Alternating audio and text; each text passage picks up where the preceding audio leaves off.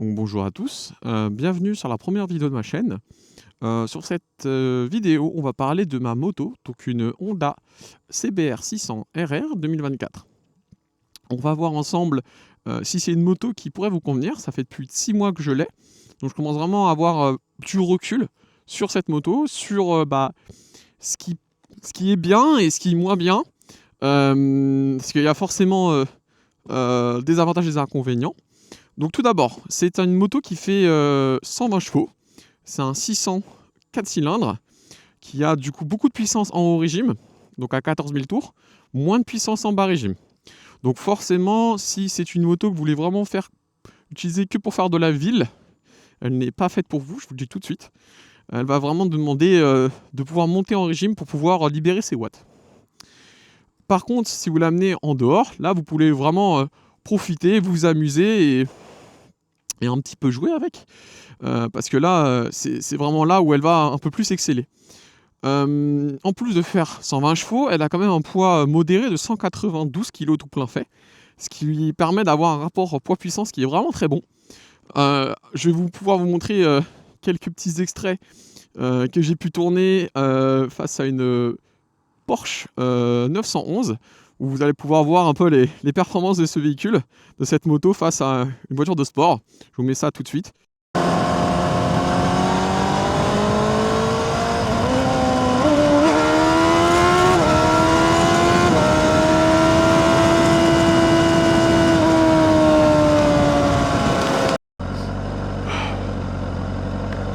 Allez-y.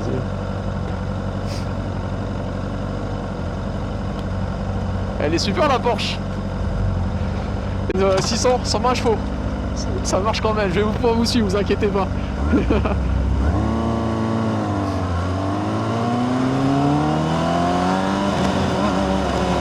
y va.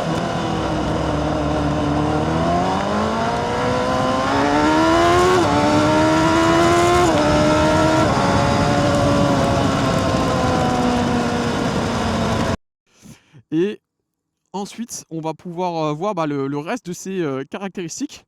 Donc on a un double disque de frein avant, 4 pistons, Tokiko, qui fonctionne vraiment très bien, qui a un très bon mordant. On a aussi, donc je vais vous faire bien évidemment une partie freinage pour que vous voyez vraiment les caractéristiques à la fois en termes d'accélération et de freinage de cette moto. On a aussi sur cette moto des suspensions Showa qui sont très rigides, donc qui vont vous permettre d'avoir un très bon ressenti sur la route. Donc en virage, mais qui va aussi, comme je le dis, avoir un très bon ressenti sur la route. Et donc, vous allez sentir chaque pavé, chaque dodane, chaque imperfection, ce qui lui rend une moto un peu tape-cul, un peu douloureuse par moment. On n'a rien sans rien, mais par contre, elle est extrêmement précise. J'étais avant sur une 500, CBR 500, et vraiment, c'était flou en virage. Là, pas du tout. C'est un rail, c'est précis comme tout, j'adore. Ensuite, on a un amortisseur de direction qui a été installé du coup sur le modèle 2024.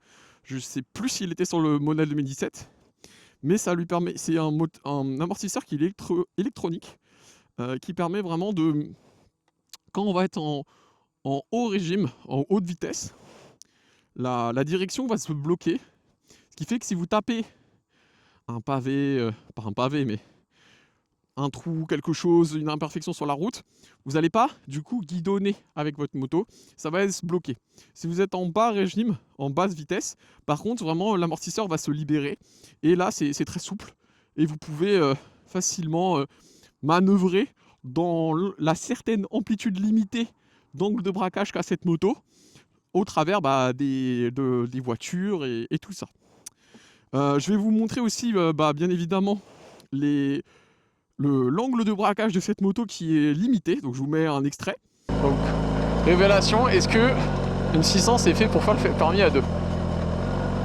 On va pouvoir tester ça. Ouah, l'angle de braquage. Allez. Oh.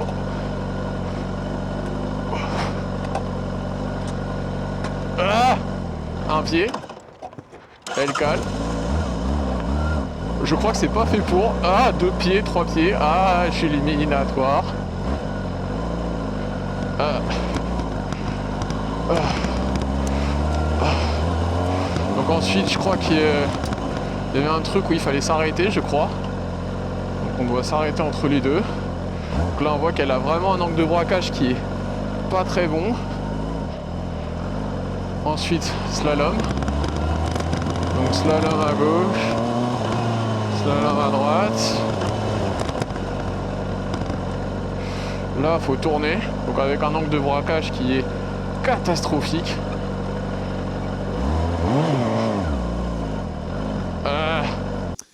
Et on a en plus sur cette moto, donc c'est une moto qui peut faire du duo. Donc elle a une selle à l'arrière. Je vous le dis tout de suite, c'est pas fait pour. C'est pas du tout fait pour. C'est dur, très dur. Et donc pour des balades de 20 minutes, ça peut le faire. Pour tout ce qui va être un peu plus long, c'est oublié. La personne va vous détester et détester votre moto. Qu'est-ce que je peux vous dire d'autre? Oui, on va avoir beaucoup d'électroniques qui ont été mis sur cette moto par rapport aux générations précédentes. Notamment différents modes de conduite, un mode street, un mode race, un mode piste. Salut. Et on va avoir aussi sur ces modes à la fois un contrôle sur la puissance libérée. Sur l'anti-wheeling, je ne pense pas qu'il est forcément très nécessaire à ce niveau-là parce qu'elle n'a pas trop une tendance à faire des wheelies naturellement, sauf avec l'embrayage bien évidemment. Et enfin, le traction control qui fonctionne vraiment très bien. Ça m'est arrivé, je crois, 2 fois sous la pluie d'ouvrir un peu trop et que vraiment la moto naturellement coupe les gaz pour que je ne tombe pas. Donc c'est une moto qui, malgré qu'elle est très puissante, elle est quand même très sécuritaire et je la trouve même plus sécuritaire que certaines permis à deux qui n'ont pas toutes ces aides électroniques, quoi. Elle a aussi un quick shifter qui est vraiment du beurre, vraiment très très confortable. C'est vraiment très bien à ce niveau-là, que ça soit en passage up où il faut mettre quand même un petit peu de gaz quand même pour qu'elle puisse monter les vitesses, ou down si vous coupez les gaz, elle va descendre naturellement. C'est vraiment très très bien à ce niveau-là. Qu'est-ce que je peux vous dire d'autre? Je pense avoir à peu près fait le tour. On va partir ensemble faire un tour où je vais pouvoir vous montrer la moto en roulant. Et ensuite, on va se retrouver sur une autre partie, sur une partie plutôt essai, et sur mon avis à la fin, sur les différents profils qui pourraient ou ne pourraient pas être intéressés par cette moto, savoir si c'est... Et on va pouvoir voir justement ce que ça donne. Donc d'abord, sur une accélération classique.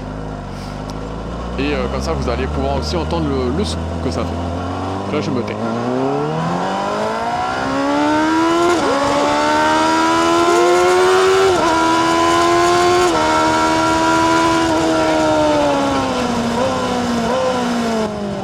Donc on va un peu plus étudier ça sur, on va dire, une zone test. Zone test, j'ai pensé à un poteau que je vais utiliser comme référence. Donc on va d'abord tester ça à 50 km/h. Donc on va dire freinage classique en situation en ville. Situation où vous pouvez aussi être quand vous êtes en interfile. Poteau qui arrive, je me cale du coup à 50 km/h. Voilà, je suis à 50. Et du coup, on a le poteau et là on va s'arrêter au poteau. Donc là vous voyez, il y a 3-4 mètres entre moi et le poteau. Donc ça c'est sur un freinage à 50 km/h.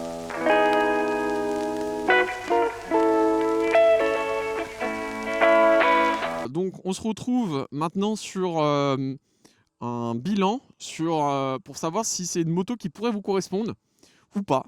Donc j'ai fait 3 profils sur lesquels vous pourrez peut-être vous identifier à l'un et donc savoir si elle est faite pour vous. Le premier, ça va être le profil d'une personne qui prend une moto de piste, qui veut une moto pour s'amuser sur piste, pour s'améliorer aussi. Ça c'est une moto faite pour ça.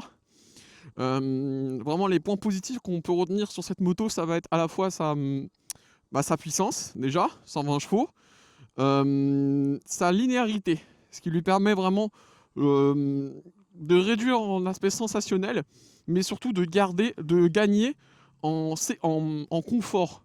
On se sent vraiment rassuré sur cette moto, et donc on peut se concentrer pleinement sur notre position quand on est sur piste, sur nos passages de vitesse, sur d'autres choses. On n'a pas à s'inquiéter d'avoir des irrégularités sur la courbe de couple ou la puissance du moteur. Vraiment, elle est vraiment très, très lisse et très propre. Le deuxième point pour lequel ça pourrait correspondre à un pistard, c'est que les aides, on peut vraiment les réduire. Donc si vous voulez pas forcément avoir toute l'électronique, vous pouvez quand même profiter des dernières technologies Honda, en système en tant que suspension, freinage, moteur, et toute la moto en tout cas. Donc ça, c'est une moto qui peut être adaptée sur du circuit. Par contre, là, vous allez prendre un certain billet d'entrée pour avoir cette moto. Le deuxième type de profil, ça va être des personnes qui veulent une moto uniquement pour le travail, pour se balader avec soit leurs copains, soit leurs copines, soit voilà, en duo et avoir du confort. C'est pas fait pour. C'est une moto qui est inconfortable. Surtout si vous faites des très longues balades, faut faire des pauses. Donc je vais vous montrer. Moi je fais 1m80. Voilà. Et sur la moto, je suis comme ça. Donc je suis comme ça. Donc je suis quand même assez sur l'avant sur la moto. C'est quelque chose qu'il faut prendre en compte si vous voulez faire vraiment de longs trajets. Ça peut être fatigant au niveau du dos, au niveau des épaules. Si vous n'êtes pas détendu, les balades vont être compliquées. Et aussi, évidemment, si vous êtes vraiment en ville avec les dodanes, les pavés, rouler tout le temps à 30, c'est pas la moto faite pour vous. Prenez un bicylindre, prenez pas un 4 cylindres. Vous n'allez pas exploiter la puissance, ça va vous frustrer. C'est vraiment pas ce que je vous recommande. Et enfin, on a la troisième catégorie. Donc la troisième catégorie, c'est vraiment les personnes qui veulent un jouet pour faire de la piste et pour aller au travail. Qui ne font pas beaucoup de villes, qui sont surtout amenés à travailler en périurbain. Ça c'est bien. Genre on a un bon système de frein, ce qui me rassure quand par exemple je suis amené à faire de l'interfile. Mais c'est un bon système de frein quand je fais du circuit. Ça a suffisamment de puissance en haut régime, mais une fois qu'on a fait une modification sur le pignon, on peut quand même récupérer un peu de puissance en bas régime. Donc tout ça fait qu'on a quand même une très bonne moto. On a quand même une moto qui peut vraiment plaire à quelqu'un qui cherche un peu de l'aspect sensation et piste. Piste et sensation et travail, ça peut le faire. Par contre, ça va demander quelques sacrifices sur le confort, sur la consommation. On est à 4 litres, 4 litres 5 de consommation moyenne. L'assurance qui coûte cher. On est en jeune permis, A, quand on est relativement jeune, entre 1500 € et 2500 € d'assurance en fonction de ce que vous prenez, de votre âge, de vos expériences, de vos accidents, etc. C'est une moto qui coûte cher aussi, comme je l'avais dit, donc on est à 12 000 €. Et tout ça, vous devez le prendre en compte lors de l'achat de votre moto. Savoir si vous pouvez mettre ce prix-là. Si vous pouvez, faites-le. Pour moi, je pense que c'est une très bonne moto. Je pense qu'il y a d'autres marques, d'autres modèles. Celle-ci, pour moi, en vaut le coup. Elle a pour le prix, je pense, beaucoup d'électronique. On va faire quand même un petit hommage au quick shifter qui est vraiment incroyable. Je le trouve super doux, super lisse en fait. On change les vitesses, que ça soit en up, avec une simplicité qui est folle. Quand en down, c'est vraiment c'est du beurre, quoi. C'est vraiment agréable. Ils ont quand même réussi à faire l'effort de faire une sonorité moteur qui est quand même bien. Même quand on est sur la ligne d'origine, en Euro 5. Donc faut quand même reconnaître ça à Honda. Ils ont fait de leur mieux à ce niveau-là et je pense qu'ils se sont vraiment bien débrouillés. Je pense avoir fait à peu près le tour sur les différents profils. Je ne sais pas si vous vous reconnaissez dans l'un d'eux. En tout cas, moi, ça a été un plaisir pour moi de tourner cette vidéo. Ça a été un plaisir pour moi de publier cette première vidéo sur la chaîne. J'attends vos commentaires. J'attends de savoir ce que vous en pensez. Si vous vous reconnaissez peut-être dans l'un des profils, si c'est une moto qui vous intéresse, Dites-moi ça dans les commentaires. Je vous souhaite une excellente journée. Faites attention sur la route. Profitez. Peace.